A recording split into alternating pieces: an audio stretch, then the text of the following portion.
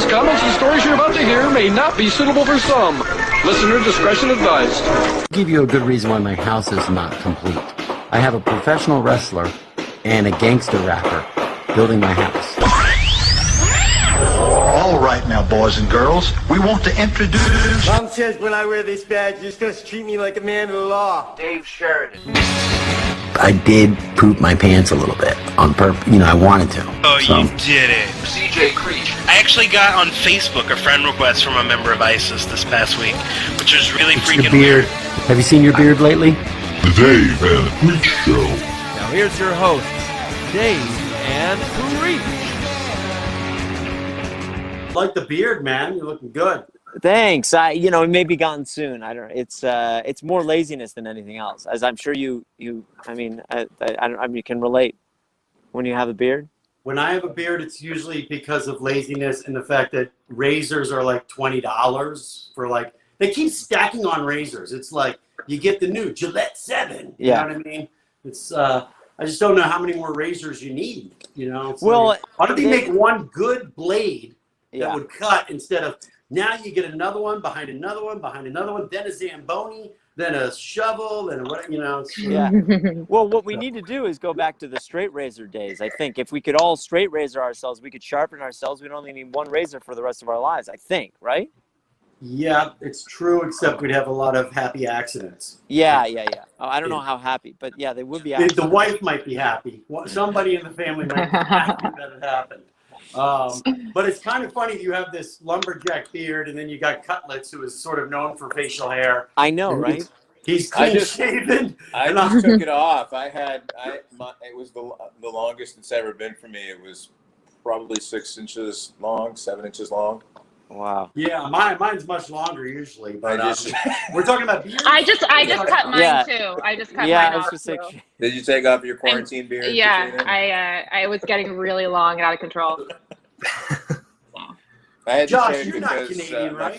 your face, as you know, when you shave, your face is a little swollen. Yeah. I had to get it out of the way and let it all calm down. Yeah. Yeah. So.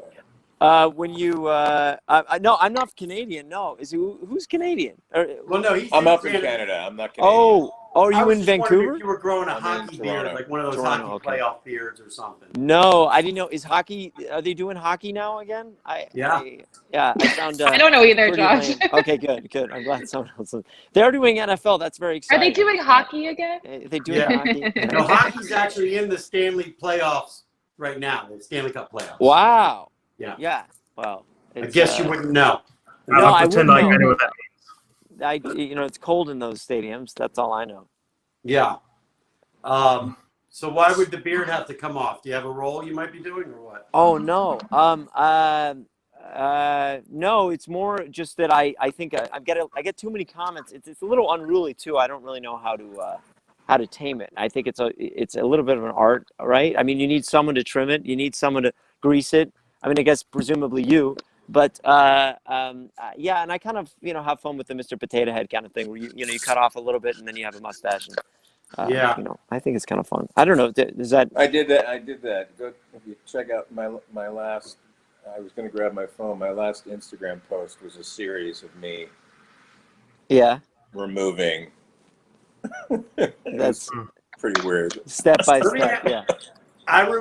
I think it's the same way. I think we all it's like, okay, you cut and you'll do the sideburns and a goatee, and then you'll do the like the mustache, and then you always get down to that, like, I'm going to do the Charlie Chaplin, but wait, is it a Hitler or is it a Charlie Chaplin? Yeah, exactly. And you take the photo, but you're embarrassed to show anybody because you think you don't want it to get spread around. I also think it's more for us, like when you sort of go, oh, I'm going to do this role, and you sort of go, oh, I'm going to do that thing. It's like it's your only chance to see what it's going to look like if you go full beard, right? And then start reducing and leaving pieces. You go, oh, that's great. I mean, not for every day, but you look like a fucking psycho. So remember that.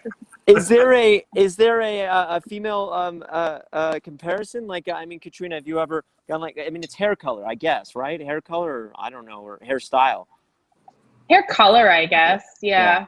Do you think a lot about like that in quarantine, it became like a weird black stripe, like a dark stripe that just went down the middle. And then Yeah, I think that's like the thing Yeah. for girls. Unless you don't dye your hair, then you don't have that. Right. Yeah. I have a friend who gets her eyelashes done like fake. They like glue them on, and it's like semi-permanent, but you need to get them redone every month. And so she had like one eyelash left on this side and then like none anywhere else. So I guess that would be kind of an equivalent. Oh yeah. I don't know.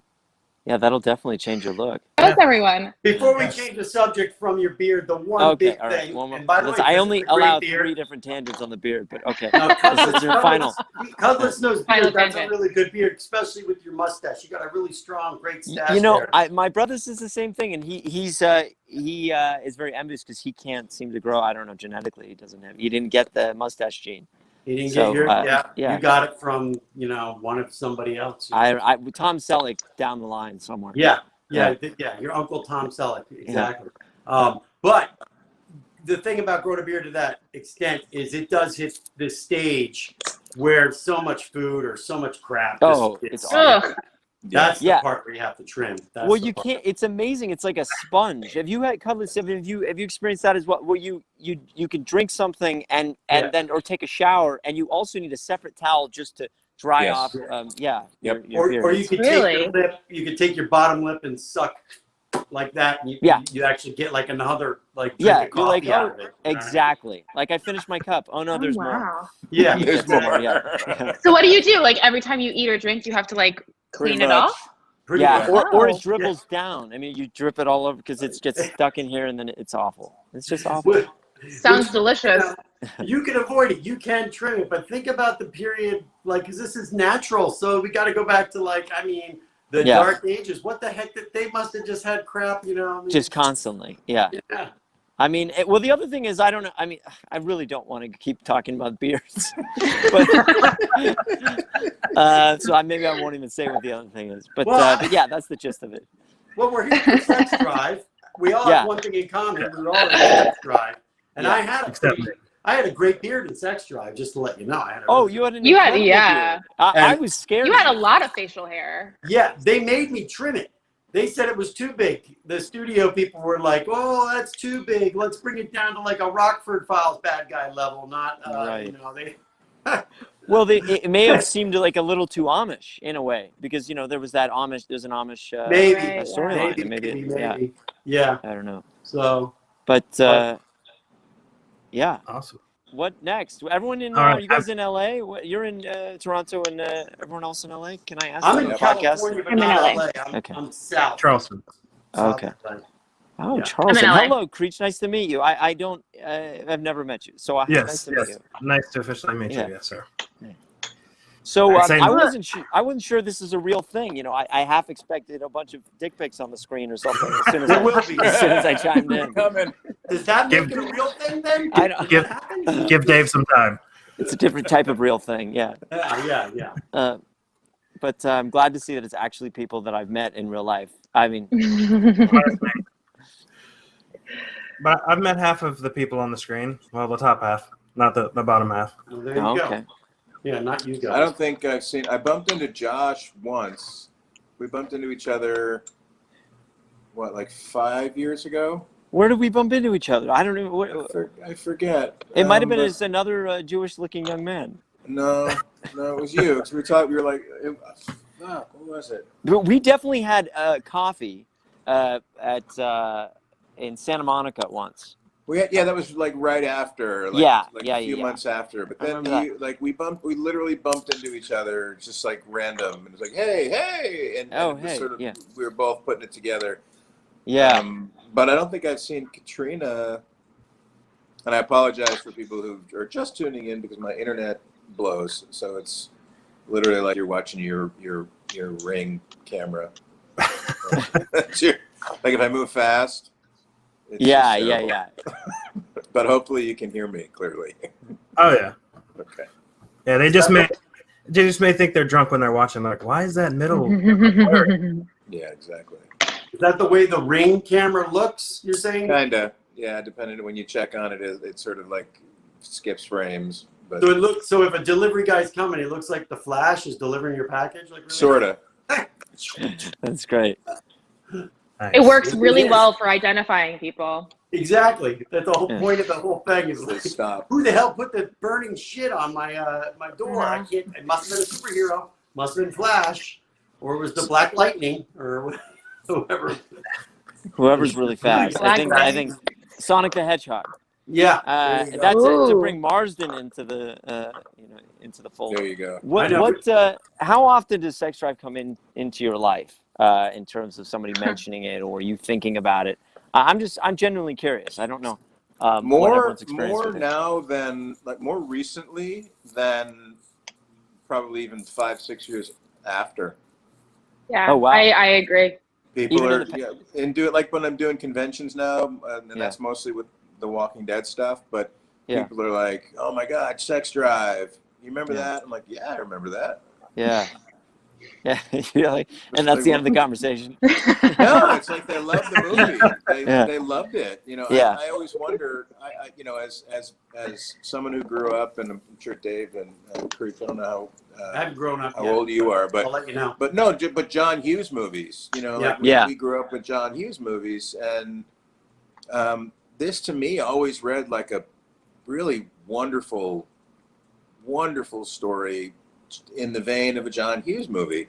Yeah. And I don't know if it was the timing of the name, or like people read something else into it, but I thought it was going to be a huge success, at the box office, just because it was such a great script and you guys were terrific. Well, likewise. And it's just, thanks, I never, I feel like it's one of those things that had a life afterwards, and people found it Yeah. later. Yeah, I remember because it was supposed to be tested so well and was supposed to be such a success, was my understanding of what was happening. And then I think Summit Entertainment put a lot of money behind the advertising. And I was told that it was hugely because of the name and the R rating, and those paired together. Maybe it just wasn't advertised correctly. I mean, I don't want to point fingers, but you never know. But that was definitely something that I had heard in terms of why it didn't perform initially as well as it was expected to. Do you guys Or remember deserve that when we were shooting, they couldn't even call it Sex Drive? When we were shooting, it was called Untitled Road Trip Movie because they couldn't secure locations with the title Sex Drive. Oh, that's funny. I didn't realize You that's why remember? they were doing that. Oh, I think sort of Sean do had remember told me that. they couldn't book some of their locations because They thought it was a porno. it sounds like a porn movie. Yeah. But see, that right there, and I also did a film called Naked. Creech, that was in South Carolina, in your town, Creech, with Marlon Wayans, and it was the same thing. They couldn't call it Naked because in South Carolina, nobody would give them, permission to shoot. In South Carolina, nobody's ever naked. So Yeah, you exactly. can't do that. That's the No middle of one's the ever Bible Belt right naked. there. Yeah. That's not driving. You have to be driving a truck and naked. That's all the time in South Carolina. But no, but I guess that would have been a telltale sign. If you can't get your locations because of your title, maybe you're going to have trouble marketing that to a certain mass audience. Yeah. So I should have thought of that. Yeah. I pick up on. I remember that. Well, it's funny because it was, guys know that Sex Drive was based on a book. Yeah. This All the Way, right? Yeah. Oh. Which I think I very remember much hearing could that. have, yeah. So they could have used that, I suppose. I mean, not that it's That's a great title too. All the Yeah. way. Maybe that was. Oh, sorry. Go ahead. It was it was like a preteen kind of a romance novel. It changed a lot from the script. I think that actually it's one of the rare cases where the movie actually winds up being better than the book. But yeah, I mean that would have been probably a better name for it. Well, I was such a good at Two Shoes. I think I read that book thinking that somehow it would give me some insight into the script, but really it's just not the same at all. But did you embody the girl, the young teen girl? Because it was probably like was it a female lead or was it still two guys or brothers? No. I think it was just still two guys, and maybe I think there were three friends. Yeah, it was. They were all it was Ian, Felicia, and same names. Same names. Yeah, right. But just different, all pretty much for the rest of it. Yeah. Well, it was for the better, like you said. One of the reasons it's probably coming around a lot more to people in conversations is because it's now at a point where it probably proliferates free TV. And especially and I think we're all on these Apple TV devices or the smart TV devices, where it's not just television stations anymore, and it's beyond Netflix and the Amazon, but there's things like Tubi TV and something TV. There's a lot of these streamers that are like free, like Plex and Tubi, and they need content too. So all of a sudden, something like Sex Drive is sort of like exponentially out there a lot more. I also think that there's a need right now that people feel for like a nostalgic watch. Sure, and so right. they may have seen it or they may have heard about it, so they want to go back and rewatch something just so that they can have a laugh, because there's not much to laugh at right now. So I think that especially right now, like I think the last 6 months I've gotten so many people mentioning Sex Drive, and it kind of seems like a little bit out of nowhere. Well, but it's great, you know? Yeah. You make a good point. Creech, when did this movie come out? It came out 2008. 2008. Oh my God. It's 12 years, right? 12 years old.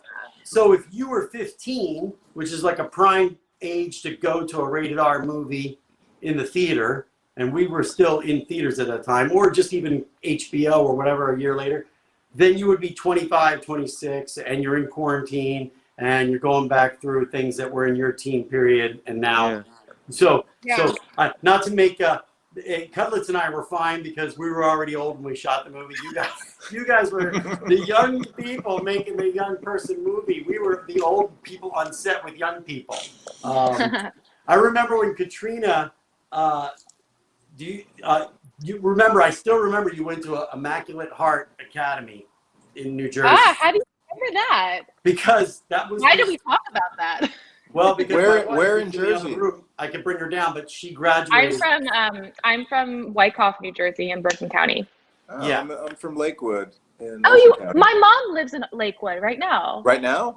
My mom she's lived there for years. Yeah, she lives in Lakewood. Wow. That's so crazy. Wow. Yeah, when I lived in Lakewood, it was home to 3 of the largest yeshivas in the country, and now it is 6 of the largest. Yeah, it's. There's much more than 6 there, but there's 6 of the largest, and one of them actually is on the property that I grew up on, and the 2 houses next to us. They bought the 3 properties. There were 3 acres each, and they mowed everything down and turned it into the campus.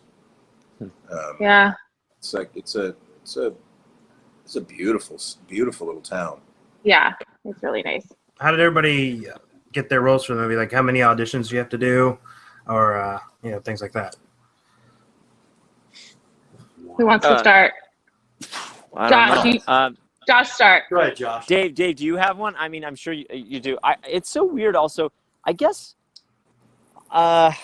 it was the same thing. It was Untitled Teen Road Trip movie. I remember running the lines, getting the audition, running lines with a friend, went in. I think it was, you'd have to ask John Anders, but I think I was the first Ian they had seen. They literally the first, or definitely in the first session. And then it was, I don't know, a few weeks, maybe a month, maybe longer later, that they came back to, I don't know if it was straight to the test or if there was one more callback before the test. But at that test, there were essentially three Clarks, three Felicias, three Ians, that's kind of how I got the role. And then everyone kind of just, I guess piece by piece. Then more people started showing up. I was a recast. I was shooting 30 Rock when there was the writer's strike that year. I don't know if you guys remember that. There was in 2008, there was the writer's strike. So we had like a few months off, and I just got a call from my manager one day, and they said, you're going down to Florida in a couple days, and they're going to test you for this movie. And then I just stayed. Oh, wow. Your test was actually in Florida. Yeah. So they they were pretty sure they were going to hire me. They just wanted to make sure I could say lines. So they tested me in a conference room, and then I got it, and I just stayed. Wow. Yeah, that's right. Our first scene was actually outside at night, wasn't it? I thought there was like a car pull up. So, Yes, yeah. yes. That's true. We had shot that scene before. It was a big sequence. I mean, there was a crane, I think, or something or other, and it's on a hill, right? Yep. Is that right, Katrina? Yes. Yes. Which in Florida, Was there's that the not a first lot of day? hills. Yeah. There's not a lot of hills, so that was a, Isn't it said that all the hills in Florida are just trash heaps covered with grass? Is my understanding. I think that's the truth. Or landfills, yeah. Yeah. What about a lot of trash in Florida, but not humans, just regular, just normal trash, like normal bags. So we've alienated South Carolina and Florida. Florida. Yeah. That's okay, right? It's fine. 48 to go. It's an we're drawing election that year. line. We know where that line is. We know where the line's going. I should go into the No, light. but yeah, Florida, right, Creech? Because you came down when we shot that movie. Yeah. Man. Hollywood, Florida, too. It was like Yeah. Miami Vice Central looking everywhere you went. Honestly, I don't think I shot a movie in Florida since Sex Drive, but then I was in February, right before the shutdown, I was in Florida shooting a movie, and Creech came down because he lives in South Carolina. We were hanging out, and it was very similar in terms of going out the bars, and except this one was just outside Orlando. But Florida, man, it's definitely a different place. I love it, but I like the fact that every state has its own flavor. But Florida is definitely, it's a flavor that's got a lot of beer to it, I guess. I don't know. Yeah. Florida's great. I'm just going to put that to be clear that my opinion about Florida. I love Florida. It's a wonderful place to be. Great place to work. We really did have a good experience there. It was such a fun place to work. We were right on the beach too. I just want to make sure that I'm not attacked if I arrive there. I don't want you guys to attack Florida. We all love Florida. I had a great time because you guys were there. Yeah, That's all I'm gonna say.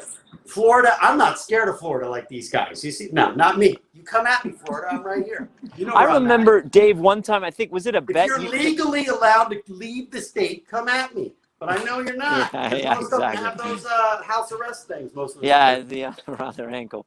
Dave, did you jump into a gator infested lagoon at one point or something? That's what I remember. I did, except I didn't know it was gator infested until after I got out, and then somebody pointed out to the thing that said, no jumping in. There's alligators here, and I remember when I jumped in, things moved, but it was kind of funny. I actually scared the alligators away. They were there. It was the beard. It was the beard. It was definitely the beard. Yeah. Dave, I remember one morning I was working, or maybe one evening I was working out in the gym in the hotel, and you came in with in your orange thong. Oh God, yeah, the orange thong. You wore that everywhere, didn't you? You that know made what? it on camera. I did. I don't know. Once I started getting into it, I kind of liked it. We got that. Remember, we were at the beach. So Hollywood, Florida is like north of Fort Lauderdale or whatever. And so there was that beachy kind of stuff, those stores that sold like the T-shirts and the things. So I got that G-string, that orange G-string there. And I bought all that stuff. And then they gave us those cameras, remember? And they said, oh, go ahead and shoot some behind-the-scenes stuff. And Clark and I went around, and I was dressed up as Macho Man Randy Savage. That's right. And I just was like, screw it. I like these. I like them. But I did forget I had them on. And I think, Creech, you could bring up that photo because you found that one photo. I think you came. I think it was you and Clark that came into the gym, actually. Yeah. Yeah. What can you do that, Macho Man, just for old time's sake? I don't want to put you on the spot, but I kind of want to hear it again, that Macho Man thing. Oh, man. Yeah, you put me on the spot. I was like, oh, wait. Hold on. I'll be right back. He's going to show up back in the thong. I know. Oh, no. Does he still have it? No, I'm wearing it. Yeah. I feel like I want to swap out on my phone. I mean, you did call it, Josh, with the dick pic, so this is probably... Yeah. I'm sorry to ask that. Well, while he's gone, Mike, how did you get involved? Because I remember, before you, how did you get involved? I don't remember. Is that terrible? No, it's not terrible. Well, I mean, it's 12 years ago. I'm shit. You guys were talking. I still have this Macho Man. Oh, yeah. Oh, yeah. Yeah, that's it. Oh, yeah. What are you doing, Josh? Macho Man Randy Savage. Yeah, that made me very uncomfortable There every you time he still. Yeah, I don't know how it all happened. I mean, I assume I auditioned for it. I honestly don't know because I don't know those guys. I didn't know anyone in the film. There was no connection. I didn't know the studio. It was just like a random thing, which is, obviously how most of them are. But lately, things aren't. There are people or there's some connection, or there's something people. Oh, we loved you in this, and we wanted you in that. But see, back then, I don't know. That's so interesting. You feel like the industry has changed to the point where it feels a lot more who you know or what you just worked on. And I think the longer you've been in it, that makes that has to do with it. And there's reference points and anchor points, and even if they're not the actual thing, that's what people are saying. Like, oh, I remembered you from this. And we loved you in that thing you did. So But for that, I don't have any connection because I didn't know those guys prior. Yeah. And I feel like they were doing Hot Tub Time Machine initially. Wasn't that after? That was after. Short time afterwards, yeah. Yeah.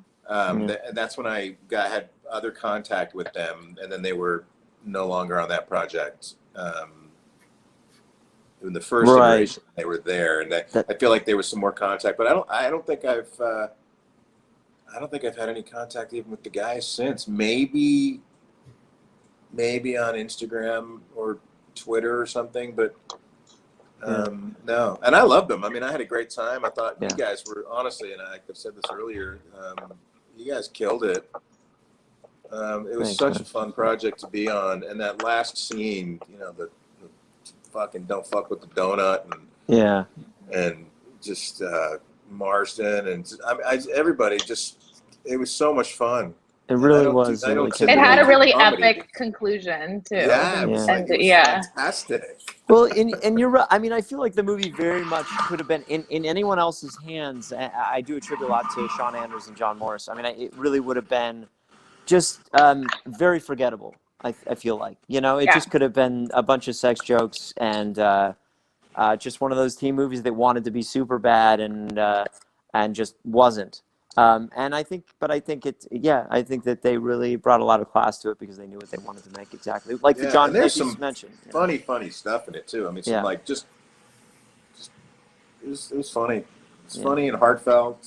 I also have just so many funny memories from shooting it, and I wasn't even there as long as you guys were.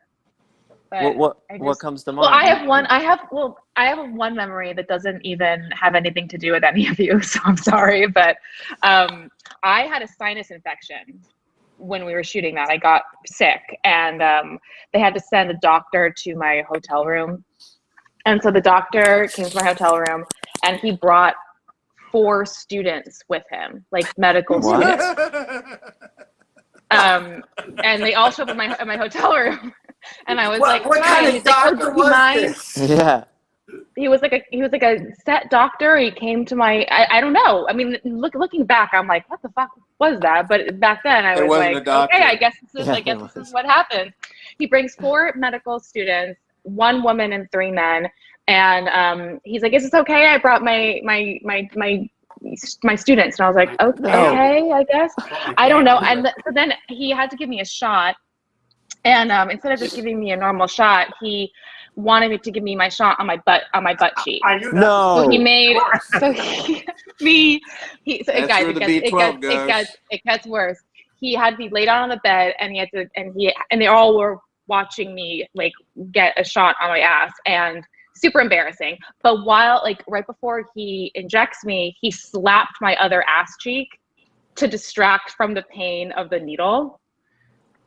Katrina, I don't think this is a funny story. This is a terrifying. It's really funny.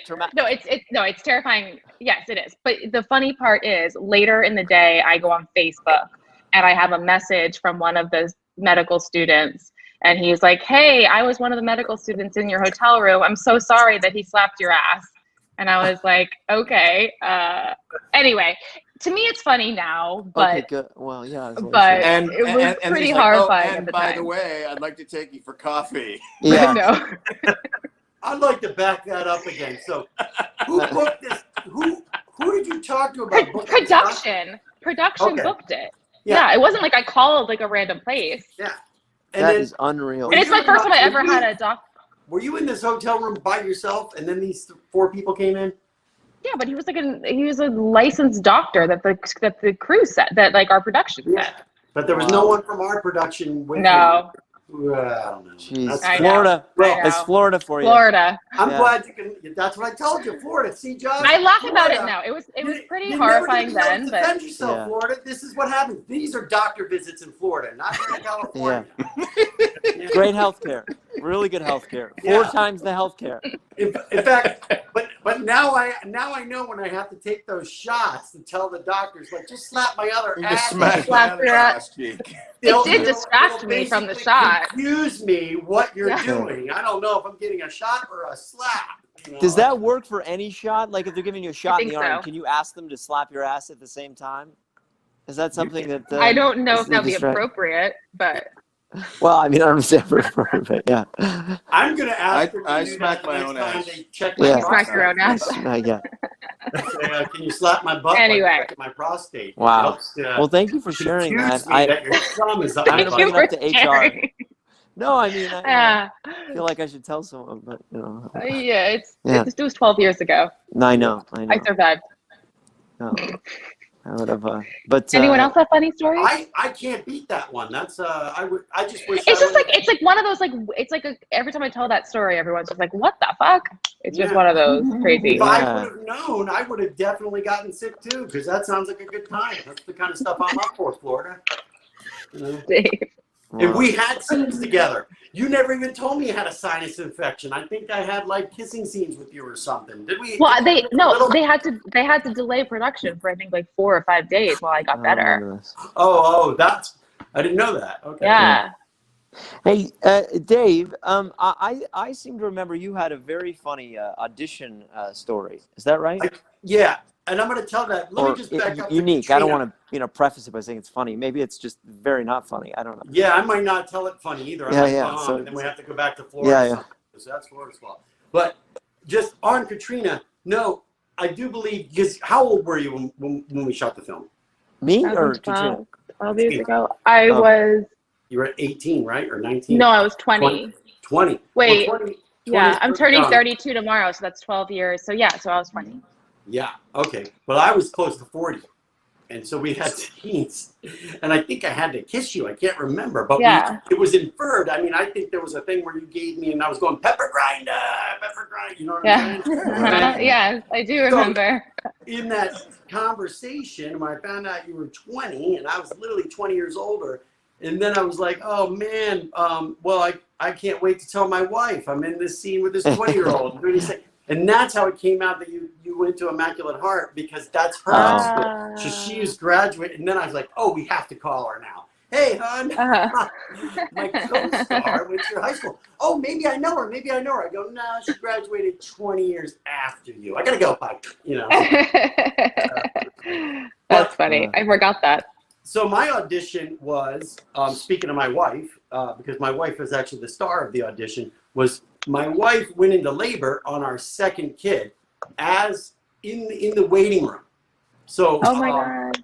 I was next up, and then I got a phone call and said, I'm in labor. Actually, she was already at the hospital. And I said, I think I can make the audition, because, sometimes it might go. So I went and tried to squeeze in the audition, and then it came out in the room. I said, oh, it's fine. What's going on? And so here's that, because you guys talk about Morris and Anders and stuff. I did know John Morris, but I only knew him through his wife, Cindy, who was friends. She went to high school with a guy that was in my band in Los Angeles. So John brought it up in the room. My wife knows your band. My wife knows your partner. I was like, oh, okay. Cindy is her name, John's wife. And then through that small talk, I just mentioned that my wife's in labor right now with our second kid. you know, I was like, oh, my wife's actually in labor right, and they were like, right now? And I go, yeah, it's fine. The other one took hours. I can fit it in. And they were like, you need to go. And I was like, well, let's just get it done, you know, one take. And so that was basically it. And I said, but the best part is, and I think Cudlitz, and maybe you guys say this, I always go, would you like to see anything else? You know, you do the audition and you go, would you like to see it any other way? And they were like, no, just get the hell out of here. That's great. So I didn't know that I got the role because I didn't get to do that second take. And I'm always like, man, you know, I always like to get that notes and those changes and show them I can change something, but they kicked me out. And I was like, but I guess I nailed it, or it was like they couldn't forget the fact that they couldn't forget you. Yeah. His wife had a baby. My friend has a theory about that, about kids. Because when you have kids, you tend to work right afterwards a lot, and the theory is that this world was designed to support life. Oh, there you go. I always think that's kind of cute. Yeah, that was really cute. It is funny. I've noticed that trend as well in Friends. You also don't you become like you were saying in your audition. You kind of don't give a shit, which I just think you're more vulnerable. You're more you. Right. You know, you're full of life, and it's like you know it puts what we do in perspective. So I think that frees you up, and I just think you do better auditions. You know, yeah, I agree. Don't you guys find that like the less you care if you get it or not, the more chance you have of getting it for any audition you go into? I just think you're focused on the correct things. Right. You know. Yeah. I don't know. Who knows?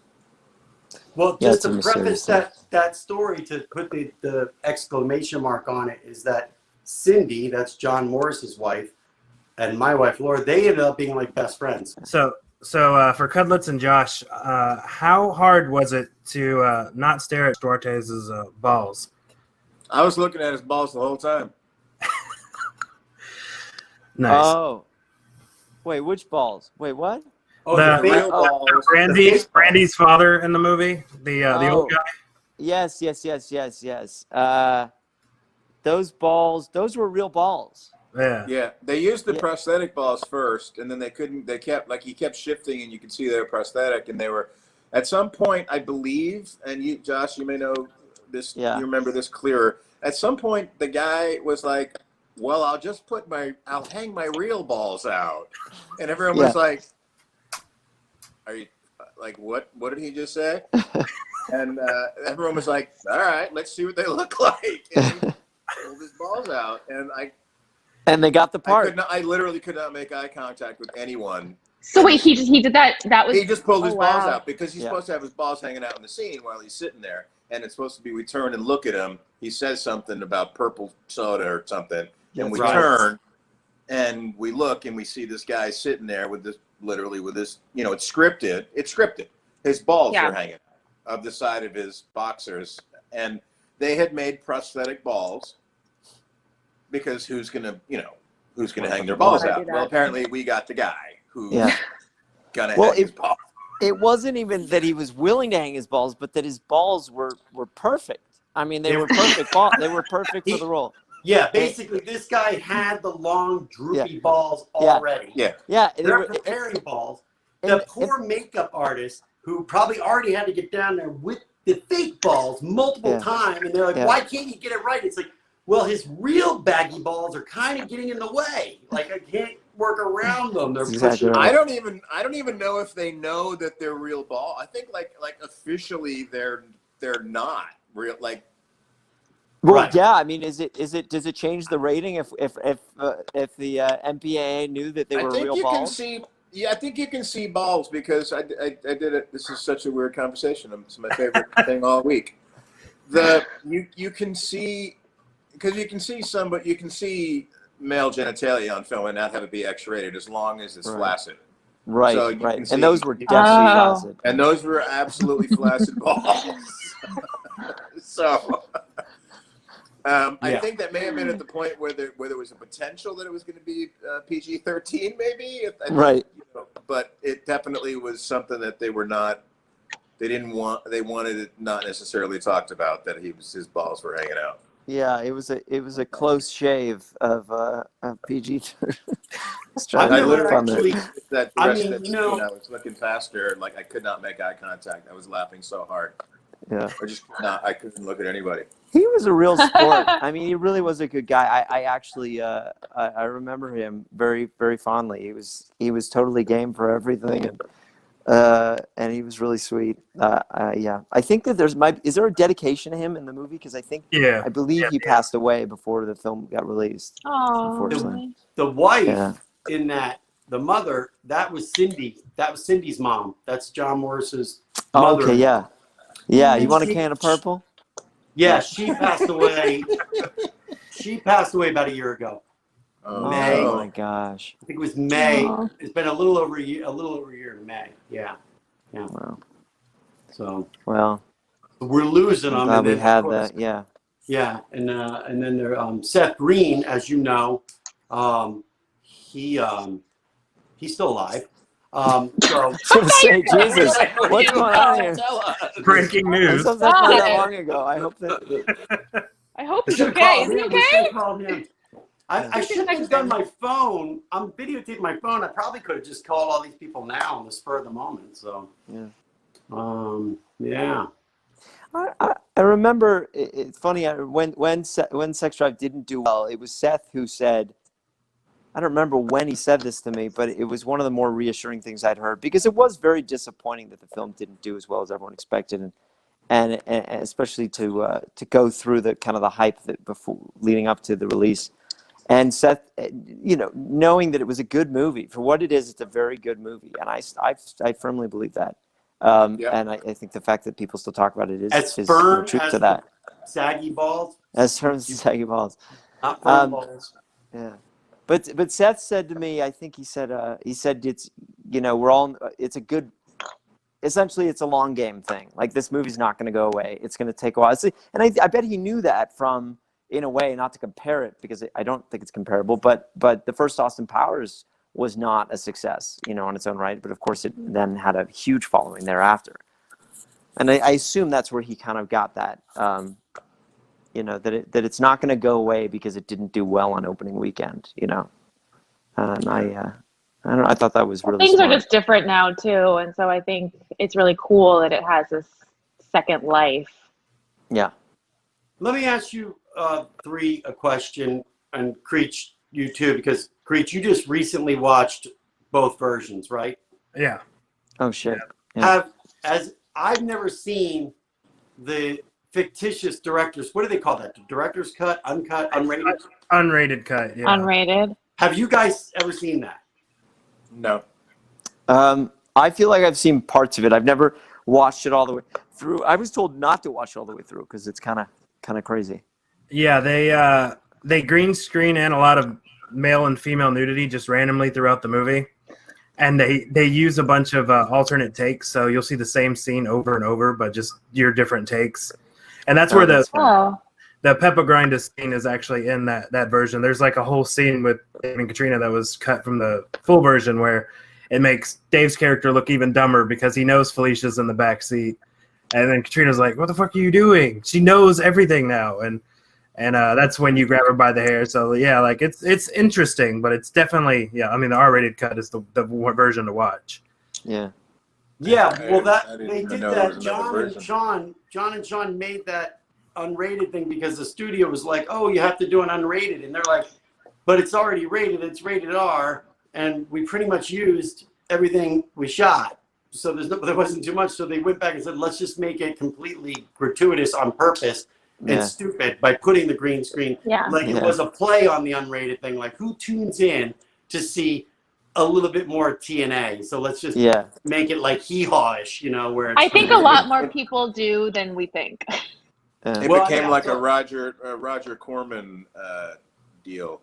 Yeah. Oh yeah. There was the movie with Roger Corman, and they did a trailer for it, and it's called Liars Club, basically like a River's Edge thing with a bunch of high school kids. Myself, Will Wheaton, Soleil Moon Frye, Brian Krause, and in the middle of this trailer, that's running on the other at the end of another Roger Corman video or movie.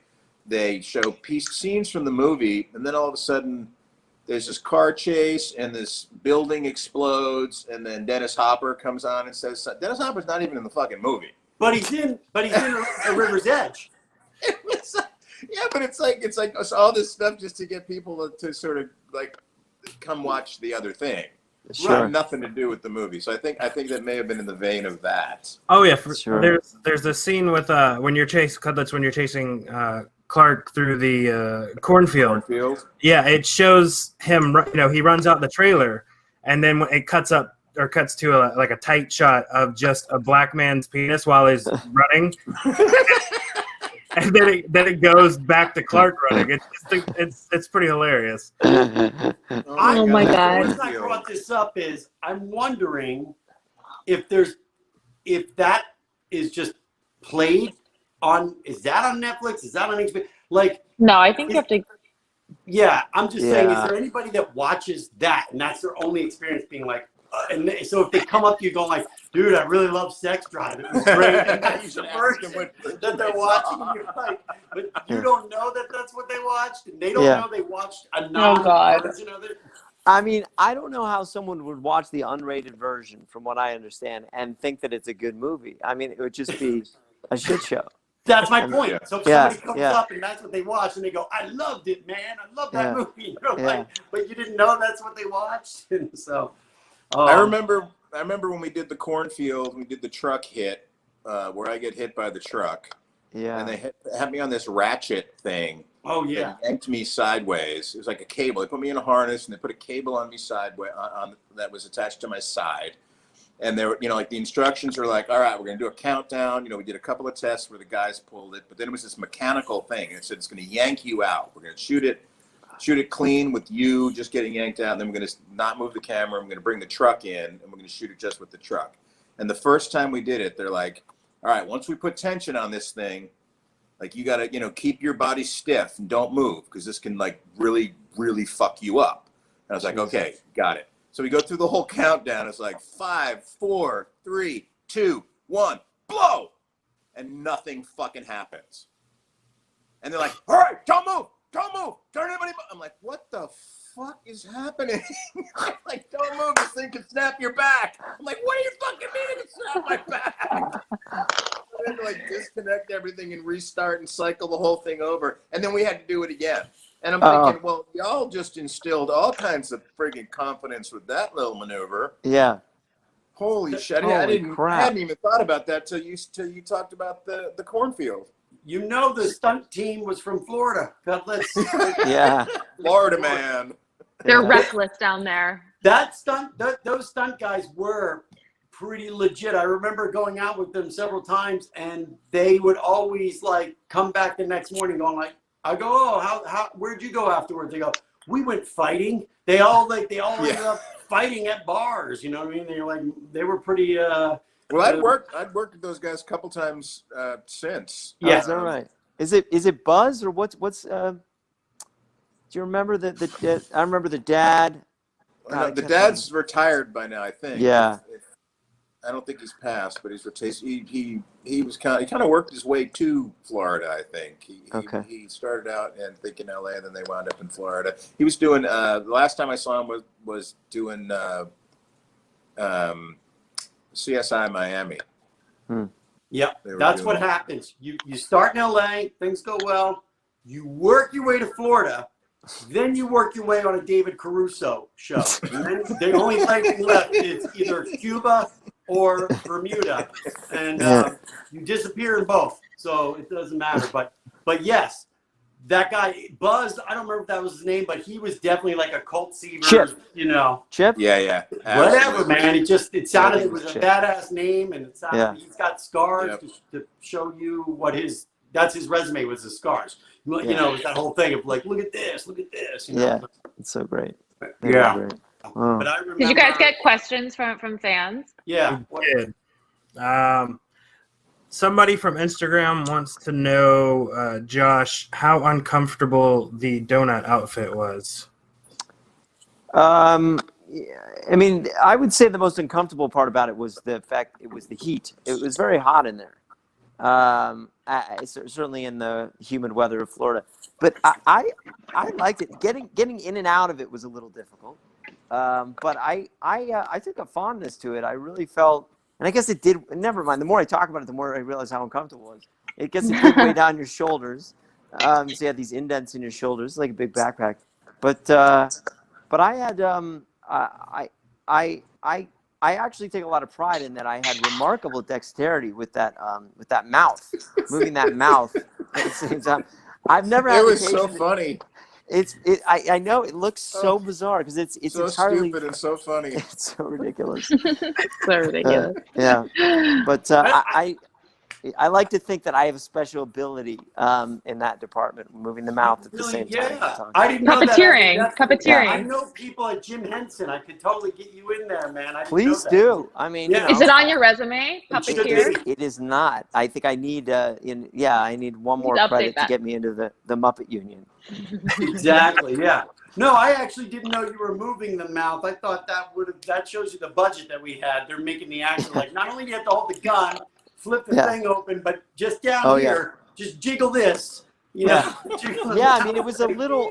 I think it was. I don't know. I don't know what you held on to, but you did. Yeah, you did that, or if it was a. But yeah, that's how we did it. Because one of your hands was fake, basically. No, let's think about this. I think it was. Yeah, one was. It was fake, on a stick, right? Yeah. Yeah. So one was just a dummy. The other one was my actual arm covered in a sleeve, and my second arm, but the third arm of the whole thing was inside, moving the mouth, right? Yeah. So I'm like, you can't. I can't get this camera right. But you know what I mean? I think you get it. Yeah. But, and I remember your face was coming out of one of the eyeballs, so the thing was a little off center. Was there a weight situation that you had to deal with? Or? Yeah, I mean, I think I probably still have back issues. I mean, there's something. No. It wasn't. I don't think it was the most comfortable thing, but I liked that it was my thing. You know, no one else got to go on the donut. It's my donut, and I know how to use it. You know that. Kind of thing. Nice, yeah. You got to beat up Dave Sheridan in it, so it's always a good day. That's true. That's true. So why was he in the donut? If you were on a road trip, what was you got? Did you see the movie? It was 12 years ago, man. I have not watched it since the premiere. Dave probably didn't even read the script. Yeah, you lost why would I do that? Yeah, I think I lost my clothes, but I think it was in the car because my brother had picked me up from it, and that's something like that. Someone took my clothes. You're right. I don't remember either. Yeah. Well, didn't you go like swimming in the water and your clothes were taken? That was it. That's what they did when you hooked up with the girl. They that was the scam. Yeah. Oh. Yep. Yeah, Katrina and Dave took your clothes. Yeah. We stole your crap and the car. I think it was me. Oh my God, it's crazy how you don't remember things from 12 years ago. Yeah. I also haven't seen the movie in probably 12 years. It's I guess it's just, but it's also, piecemeal when you're shooting it. So it's, you remember little things and this and that. Yeah. So I saw an interview where you mentioned, I guess, when the Fall Out Boy concert, it was a cold day. Was it cold when all of y'all shot the finale scene out there in Florida? Wait, what about Fall Out Boy? Yeah, Fall Out Boy's in the movie. Oh yes! Oh my God! Ramschlinka thing or whatever. They're at the. Yeah. I was in a Fall Out Boy music video when I was 16. That's why I was wait, hold on. I forgot that they were in Sex Drive. Okay. Yeah. Anyway, I don't remember. Was it cold? I think it was. I don't remember it being particularly cold. Florida's in not the that parking cold. lot. I'll tell you, it is true. Yeah. We shot in February, right? It was February? Was it February? Yeah. I guess. We started the cornfield stuff. Mike, I think, was in late at the end of the year, because then we took a break, went to had the holidays. So I think it was like early December for the cornfield stuff, and then we took a break, and then we came back January, February, or something. I think. January, February sounds right. It was very cold for the Rumspringa stuff. I mean, bitterly cold. We were out in the middle of nowhere in Florida. I mean, just central Florida. I don't remember the parking lot was cold. I don't remember. Yeah, and added to that, for me, I was inside that donut, so I really had it. The heat again. It goes back to my personal little ecosystem in there, and I'll tell you, it was humid. Yeah.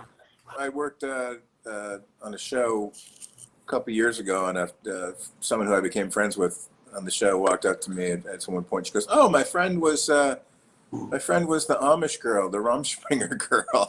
Oh yeah, falls on her. Alice.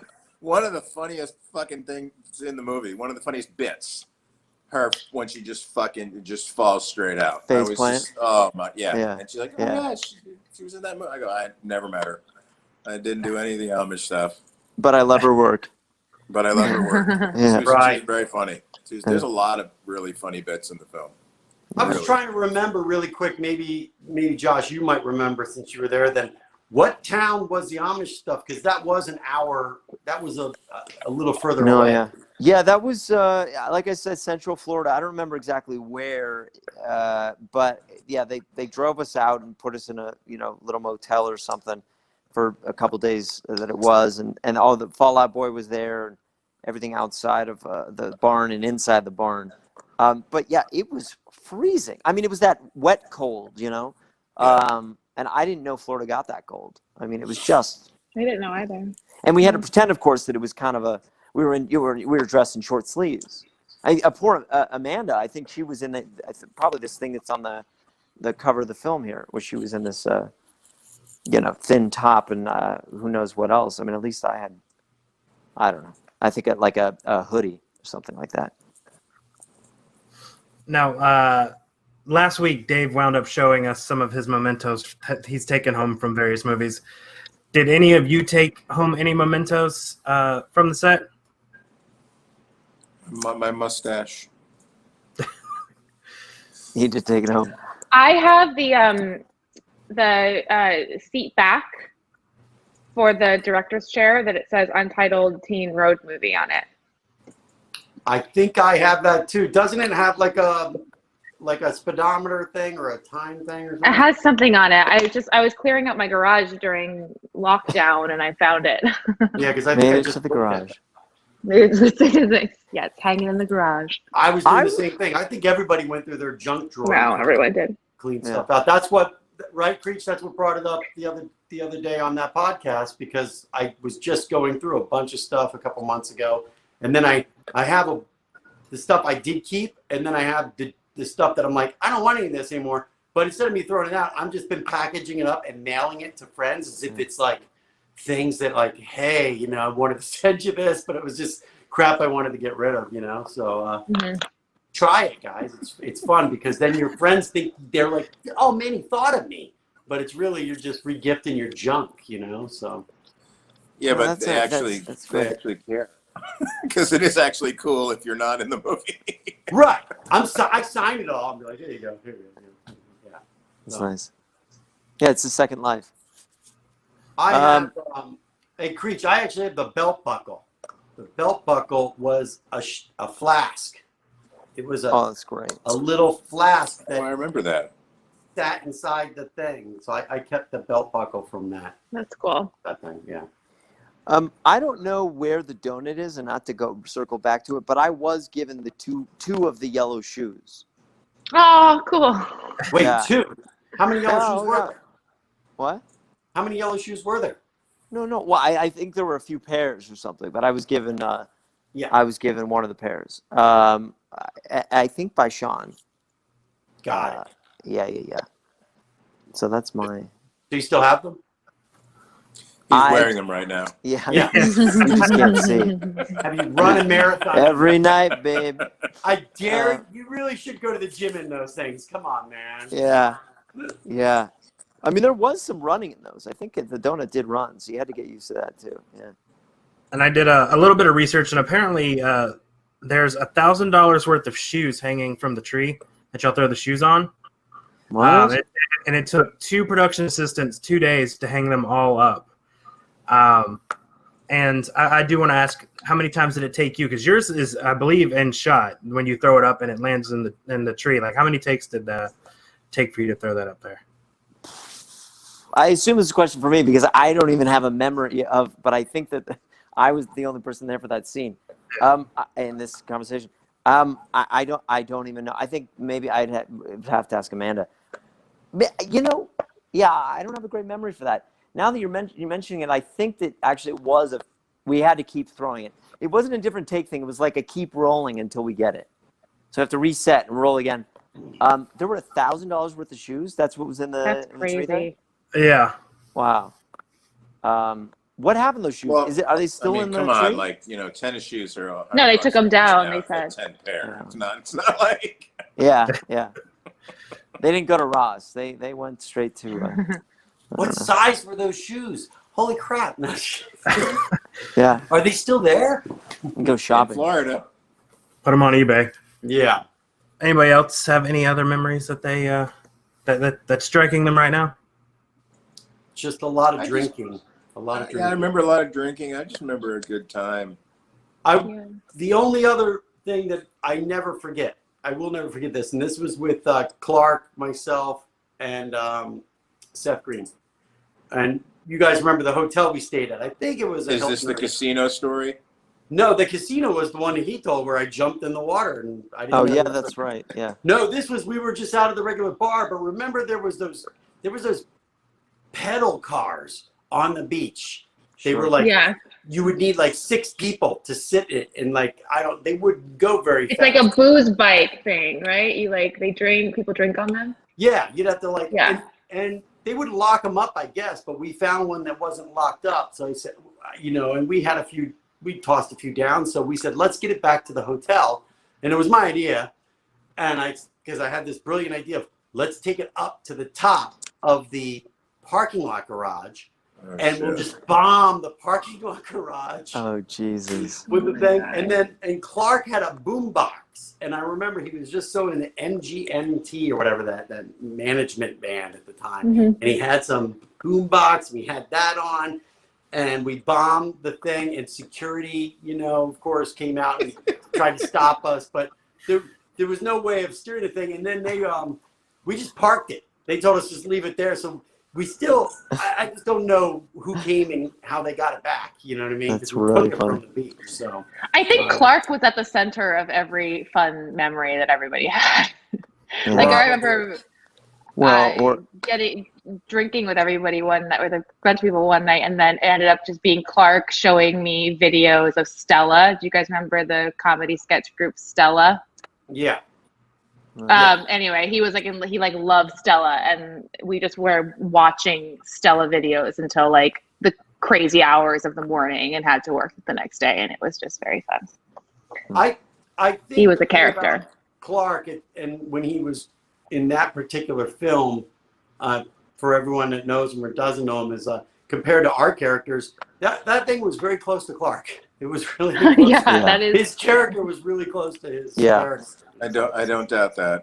No, not at all. Does anyone keep in touch with him? Just peripherally. I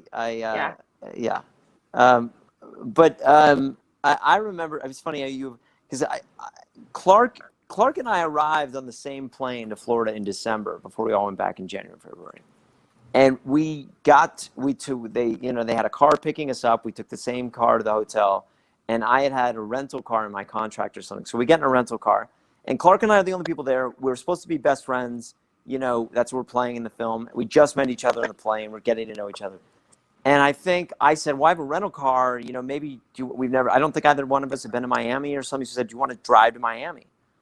So we get in the rental car and we start driving. I'm driving. And it was like a Kia or a Nissan or something. I had a very sensitive accelerator. And there's a lot of hills there on the way down whatever that freeway is. And we got pulled over by the cops. I mean, within an hour of landing in Florida.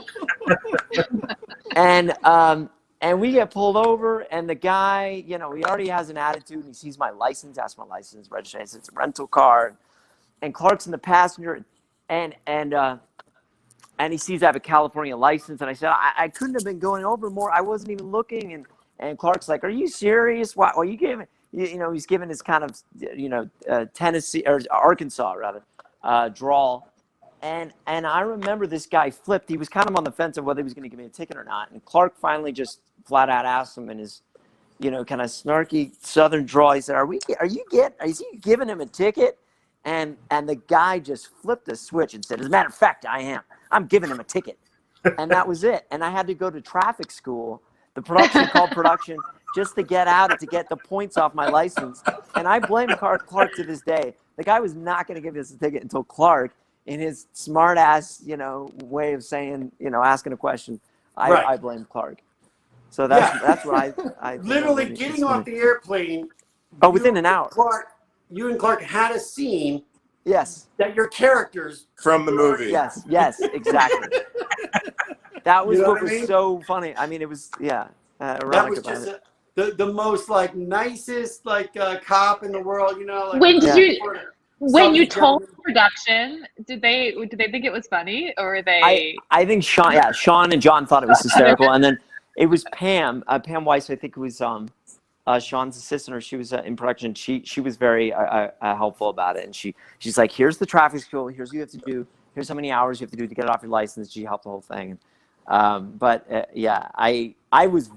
did not want to get in the car with Clark from then on, certainly as I was driving. So I didn't use my rental car that much thereafter.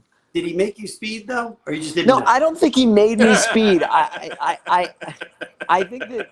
Is that what what did you say? It was the Kia. It was the Kia that made you speed. It was the Kia. Right? That was a very sensitive accelerator.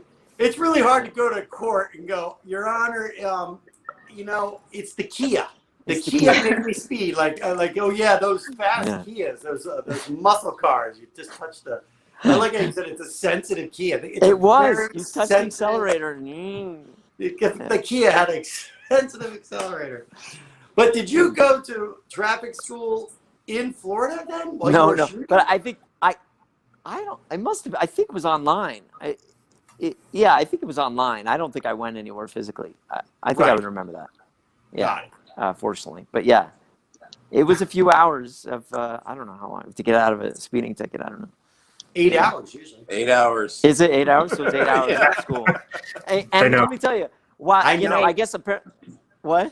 I know I've done them tons of times. Yeah, well, apparently while I was at traffic school, Clark was showing videos of Alexa or whatever to people and stealing other vehicles and taking them in parking structures. Clark was getting in trouble. Yeah. I wonder what he's doing now. You were an online school. What is he? Does anyone know what he's up to?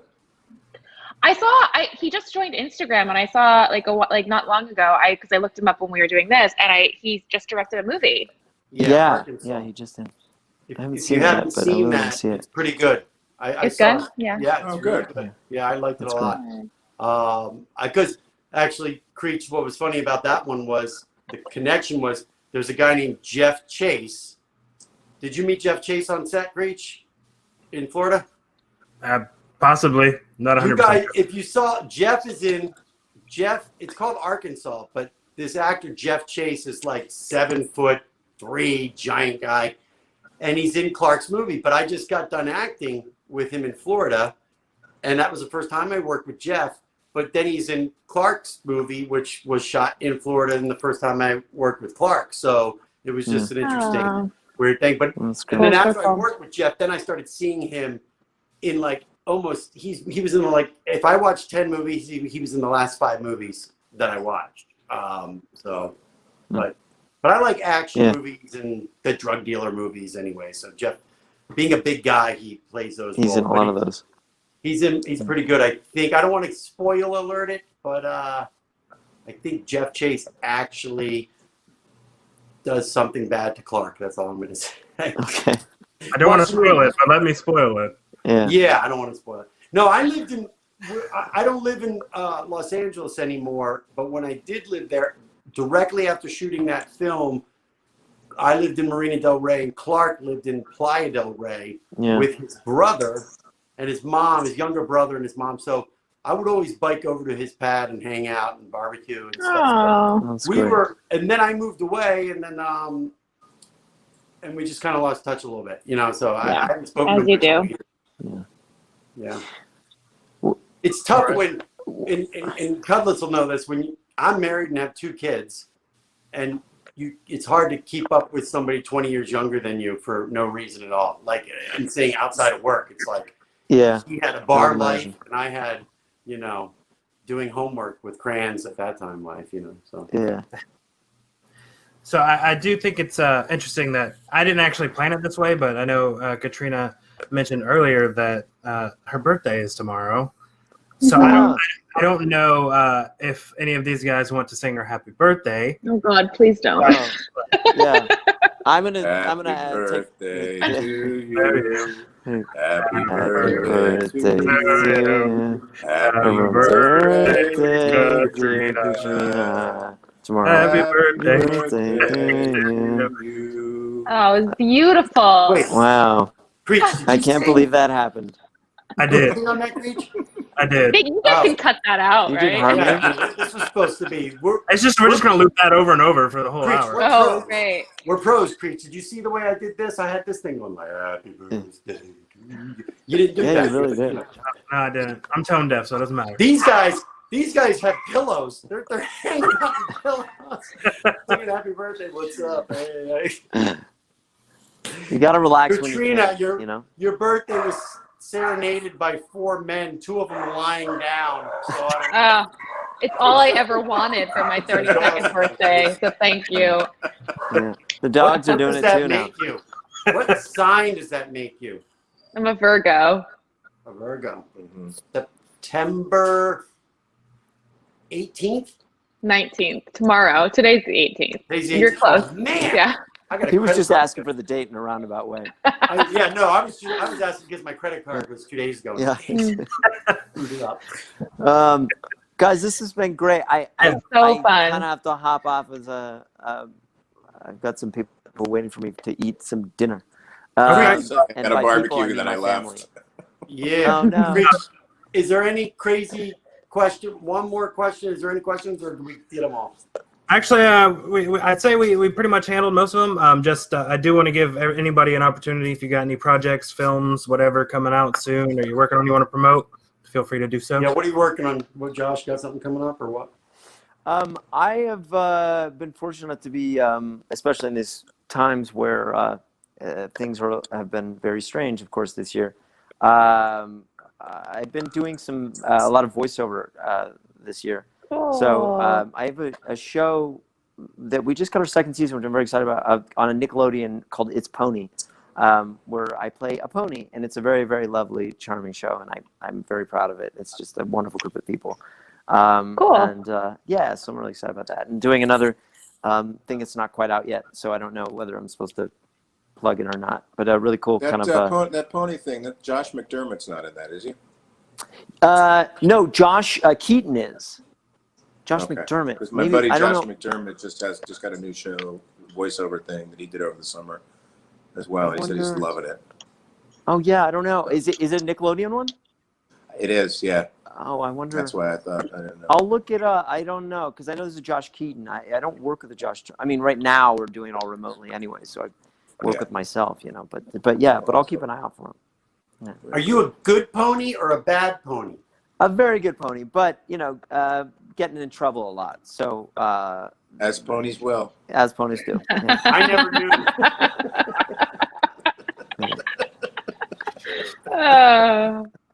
All those ponies. Well, good luck with that. That's really exciting. He had to grow the beard to be a pony. Yeah. Oh yeah. To get you into that pony, Yeah. You should see my nails. You should. You're recording at home, right? You're recording remotely from home? Yeah, or remotely wherever I am. Right now, I'm not home, but that's what's nice about it is you can move around and it's a great thing. But what about you guys? Well, I have this podcast all the time, so I'm always promoting. But I will promote this anyway. 2 things. One is it's called The Special. I'll promote it for you guys, so you know a little bit. I think it's October 13th. It's playing at a film festival in Scotland next week. The 26th is probably Saturday. So I'm going to be Zooming like this to a theater Not actually, no, there is no theater. They're doing all these These the festivals film online. festivals are all virtual. Yeah. So I won't even be zoomed into the theater. I'm now zoomed into whoever's on their own computer, but they're going to watch the screening. But it's called The Special. It's pretty cool. So check that out. October 13th will be out on, all those VODs and streaming or whatever, rental and stuff like that. That's great. Yeah, Hey, this is the movie you're in? This is some. I play a jerky friend.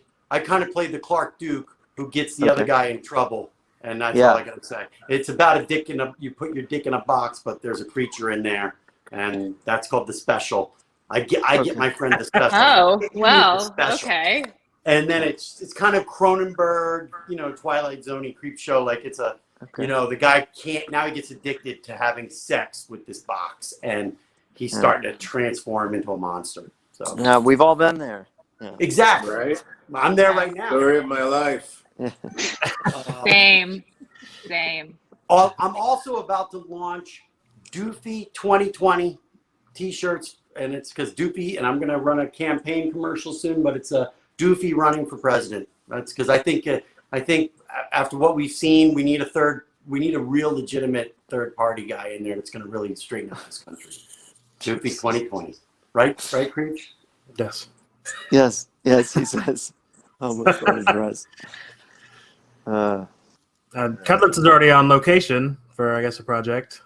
Yeah. I am. I'm got a pilot last year that we never shot for CBS, Clarice, but they picked it up for series based on cast and script. So we're going. That's fantastic. Oh, cool. Great, thank you, CBS and GM. Been directing a bunch, TV, but if anyone's watching this and they're going through Nashville, I got a speakeasy in Nashville, a cigar whiskey bar. Oh, cool. Amazing. I have friends in Nashville. I'll tell them to go. Oh, tell them to check it out. We're back open again. That's it. Just life is good. I've been very fortunate. So. Wait, what's the name of the bar? It's called the Red Phone Booth. Is there a red phone booth? Is that how you get in? Yeah, you actually gotta go to the one of the local concierge, and you get a secret code. So you get a phone number. You dial in the phone booth, and the back of the phone booth opens up, and you go inside, and you're kind of very cool. That's great. Prohibition time. All handcrafted cocktails, all fresh brew. That's fantastic. It's amazing. I want to go. I'm actually going to be in Knoxville, Tennessee, October 4th, but I think it's too far from Nashville. I don't think I'm going to. That's got to be like 3 hours, I think, or something. But if I go though, at some point, or any of us, is there a code on top of the code where I could say that I know you somehow and get a? No, because that would get me in trouble because Instagram is a very populated place. Exactly. So they can find it really easy. The code's not designed to keep people out. The code's designed to have a fun time getting in. Yeah. So no coupon code. No Cudlitz coupon code. For like a... No Groupon code either. Yeah. Groupon. We lost Josh. Katrina, what's going on? Anything to plug on your end? I have a lot of I have a lot of things coming out. I just don't have dates yet. So and I just shot a pilot for Netflix. So we'll see what happens with that. So I can't nothing I can really talk about. But if something changes, then I'll let you know. But I'm very happy to be able to have stuff going on right now. It's exciting that you're shooting something for Netflix too. I didn't even know they did pilots because I figured they just went. It's like a presentation. Like they order. Right. I don't really quite understand it, but it's kind of like they want to make sure they like it before they go. Oh, okay, we're going to give you 8 episodes of it. Yeah. Which to me is a pilot. So. Cudlitz, how many episodes are you shooting of that Clarice thing? At least 12 and maybe 15. Oh wow, so you're up there. Yeah. What are you up there? Yeah. March. Yeah, that's the brutal part about it. April. But so you can't go back and forth. Break. Yeah, and I'm going to be away from my wife the longest I've ever been away from her. It's and we're celebrating our 30th anniversary on Monday. Oh, happy it's anniversary! Thank you. Your Is anniversary. she gonna be allowed to come up and see you, or is that like No. are there rules about No, until they lift the quarantine. Because if she were to come up, she would have to quarantine separately for 2 weeks before she could see me. Or if she came to see me, I would have to stay in my place for 2 weeks longer. Another 2 weeks. And it does at that point, it's just not worth coming up and being there for 2 weeks not without worth seeing each other. Yeah. Yeah, That exactly. sucks. So hopefully over the next 2-3 months, quarantine gets lifted. Everybody gets their act together and is on the same page, at least from a mitigation standpoint. And everybody needs to be able to trust who they're dealing with. Or if we could just rapid test everyone really easily. Oh, yeah, cool. they're getting to that too. But we had to get tested before we came anyway, and then we tested when we got here. Yeah. So it's not about the testing; it's about just that incubation period and. Right. Yeah. That's so. Yeah. Yeah. I did see that flights now going to Europe and stuff are doing the rapid test right as you get on the plane, like before they let you on the plane. Which makes sense to me because I've flown a bunch of times, and you've flown. You flew before me. We were having conversations, and I was a little weary of flying. And I was just like, I paid, it's still not, the prices are low, but it was still like $350 for a flight. And you figure, I'm totally willing to spend another $50 if it meant that it came with a Happy Meal and we're all getting tested. You know what I mean? To me, it's like, how much? The only problem with that is that the tests, there's a built-in false positive. They're so sensitive. Right. So for traveling and stuff, that can be a drag. You're getting in there and you're getting ready to go on a holiday and you test positive and it's a false positive. Right. Brutal. Yeah, and they don't let you on, and you're the loser. You're the loser taking your bag. You're getting escorted out, and you're like, I already paid for like an Uber and everything. It's like I took my shoes off. I went through the whole thing, and then nope, get out of here, buddy. You're out the back door. Yeah, that can happen.